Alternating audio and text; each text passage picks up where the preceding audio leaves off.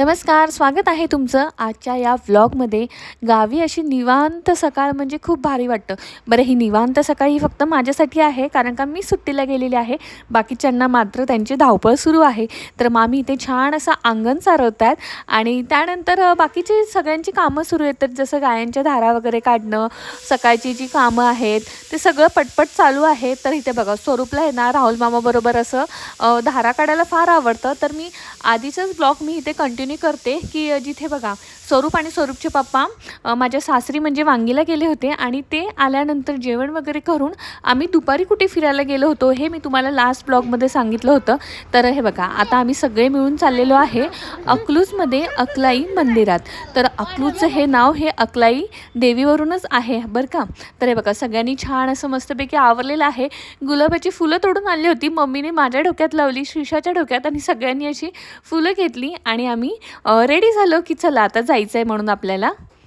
तरी ते ना जाता जाता आहे ना आम्हाला भरपूर सारे तिकडे ना श्रीशाला आणि स्वरूपला शिप दिसले. त्यामुळे मुलं खूप हॅपी झाले की आहे ना, नेहमी त्यांना असं बघायचं म्हटलं ना की कुठेतरी लांब म्हणजे असं झुला वगैरे असं आपण ॲनिमल वगैरे दाखवावं लागतं. पण आता गावी दार उघडलं की त्यांना काऊ, बफेलो, डॉगी वगैरे दिसतात, त्यामुळे ते खूप खुश होतात.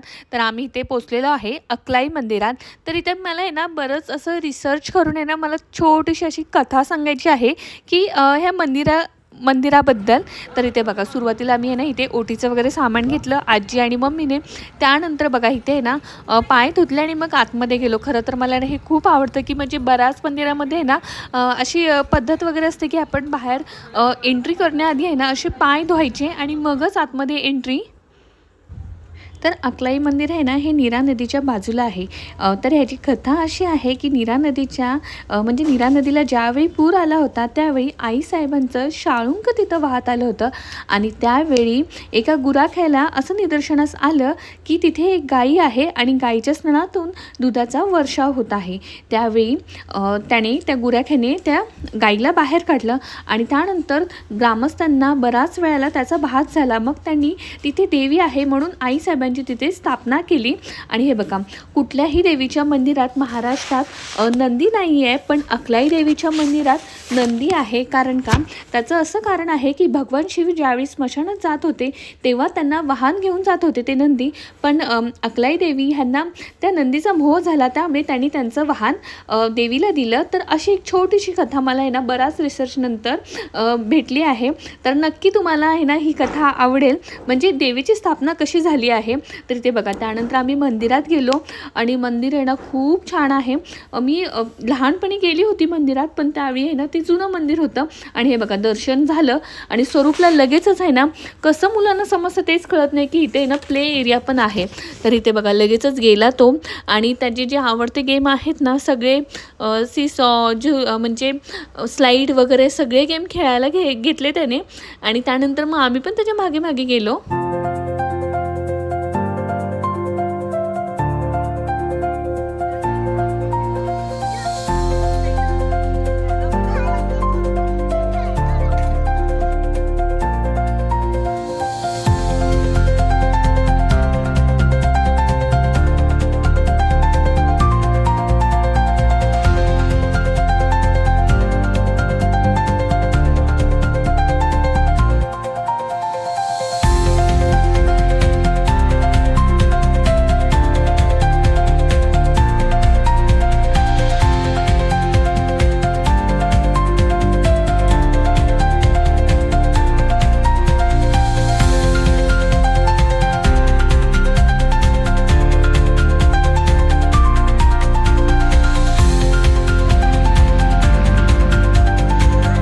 अकलाई मंदिरात गेल्यानंतर परत आम्ही पुढे गेलो, ते म्हणजे शिवपार्वती मंदिरात.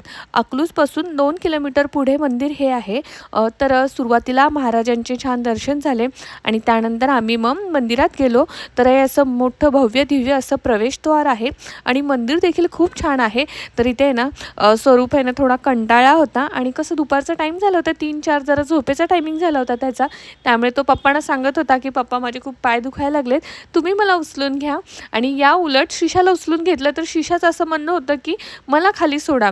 म्हणजे तुमच्या घरात पण असं आहे का, जे लहान बाळ आहे ना त्याला सगळं स्वतःनी करायचं असतं आणि जे मोठं आहे ना त्याला सगळं आपण म्हणजे जेवण चाराव, कुठे बाहेर गेले की त्याला आधी उचलून घ्या. आणि हे बघा, ही आमची शिशू स्वतःहून चालते की तिला अजिबात कोणी असं हात लावलेलं किंवा घेतलेलं अजिबात आवडत नाही आहे. आणि बऱ्याच दिवसानंतर म्हणजे मला वाटते लग्नानंतर फर्स्ट टाईमच आम्ही सगळे मामाकडचे आणि हे मिळून सगळे आम्ही आहे ना मंदिरात चाललो होतो आणि भारी वाटत होतं सगळे मिळून चाललेलो त्यामुळे.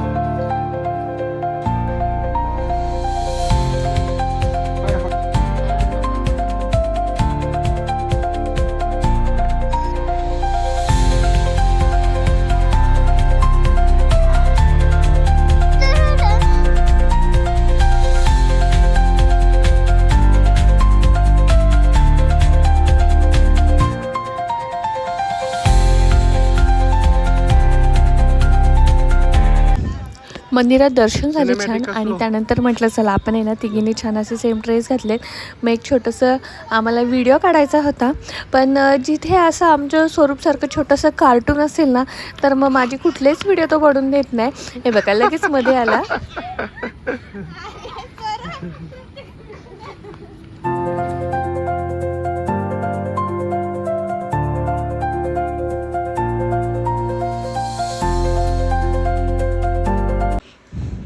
त्यानंतर आम्ही पुढे गेलो. आम्हाला म्हाळुंगला जायचं होतं आणि रस्त्यामध्ये ज्योतिबा मंदिर होतं. मग पहिला त्या मंदिरात गेलो आणि स्वरूपने बघा लगेच नारळ फोडला. पहिल्यांदाच त्याने आहे ना असं एका फटक्यामध्ये नारळ फोडला.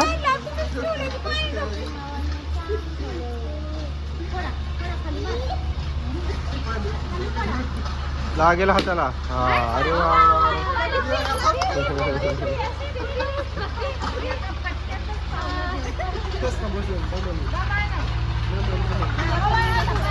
तर तुम्ही कधी अकलूजमध्ये गेला आहेत का आणि गेल्यावरती म्हाळुंगच्या मंदिरात गेला आहे का? कारण का लहानपणी मी ज्या वेळी मामाकडे जायची ना त्यावेळी बऱ्याच वेळा मला आहे ना त्या मंदिरात असं कधीतरी मी गेली होती. त्यामुळे ना मेन तिथलं आकर्षण काय माहिती आहे का, तिकडे आहे ना खूप सारे असे मंकी आहेत आणि मला तेच आज आहे ना असं इच्छा होती की मुलांनी बघावे. कारण का जाता जाता खूप वेळ झालेला, म्हटलं अंधार पडतोय का नाही. आम्हाला अजून एका ठिकाणी जायचं होतं मंदिरात, पण म्हटलं ते आपण आहे ना नंतर जाऊया. आधी आहे ना मुलांना आधी पहिला मंकी वगैरे बघायचे. आणि हे ना मम्मीने येताना आहे ना झाडाचे आहे ना पेरू आणले होते, पिशवी भरून आणले होते. आणि हे बघा तेच मी आणि स्वरूप देत होतो. स्वरूप थोडा घाबरत होता त्यामुळे अजिबात इकडे तिकडे जात नव्हता. मम्माला चिटकून होता, मम्मा तू माझा हात पकड. आणि शिशाला पप्पांनी घेतलं होतं, पण त्याला मंकीला आहे ना खाऊ पण द्यायचं होतं त्याचबरोबर.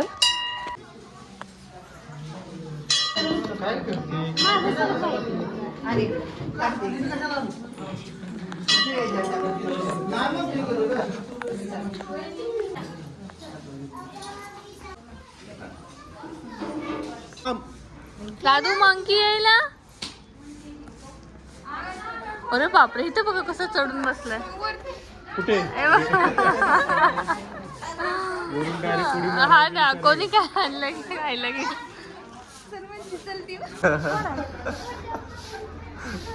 एका मागे एक सीसीटीव्ही.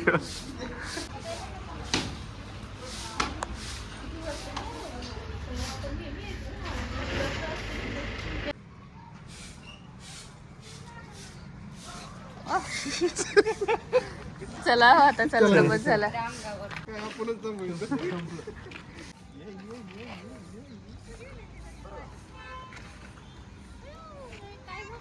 हा ना.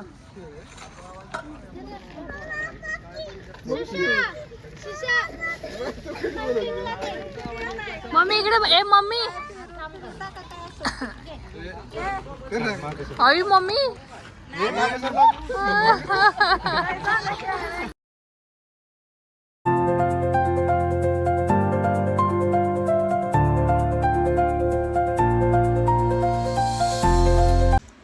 तर दर्शन झाल्यानंतर मम्मीने आहे ना स्वरूपसाठी काही खेळणी घेतली होती आणि इथे आहे ना नवरा नवरी आले होते आणि ते बघा त्यांच्या गाडीवरची आहे ना काही असं फुलं वगैरे होती ना काही जे डेकोरेशनचं ते देखील मंकी खात होते आणि आमचं इकडे लक्ष नव्हतं त्यावेळी आमच्या गाडीत देखील गेलं आणि त्यांनी मुलांची जी बॅगेची पिशवी आहे ती देखील त्यांनी फाडून टाकली होती. आता घरी गेल्यावरती टॉमी आम्हाला विचारत होता मला सोडून तुम्ही कुठे गेलात म्हणून तो राहुलच्या आणि मम्मीच्या अंगावरती असं येत होता आणि कंटाळलं होतं. तर हे बघा थोडं फ्रेश झालो त्यानंतर पण श्रीशा आणि स्वरूपला ना हंबा बघायचे होते त्यामुळे ते आधी त्यांना दाखवले आणि दुसऱ्या दिवशी पहाटेच आहोन ना पुण्याला यायचं होतं त्यामुळे म्हटलं चला आपण आहे ना शेतातनं केळीची बाग वगैरे बघून येऊया. त्यामुळे आम्ही सगळेजण बागेत गेलो होतो. मला पण जायचं होतं कारण का गावी येऊन मला 4-5 दिवस झाले होते पण बरेच दिवस म्हटलं जाईल आणि राहून गेलं होतं. आज संडे होता म्हटलं चला राहुलला पण सुट्टी आहे आणि सगळेच आणि मस्तपैकी छान अशी बाग मोठी झालेली फळं देखील खूप छान आली होती.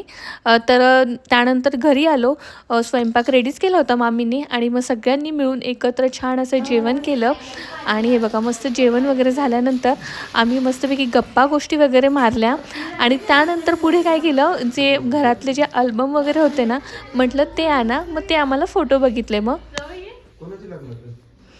तर आजचा व्लॉग मी इथेच संपवते. पुन्हा भेटूया अशाच एका नवीन आणि फ्रेश व्हिडिओसोबत. तोपर्यंत नमस्कार.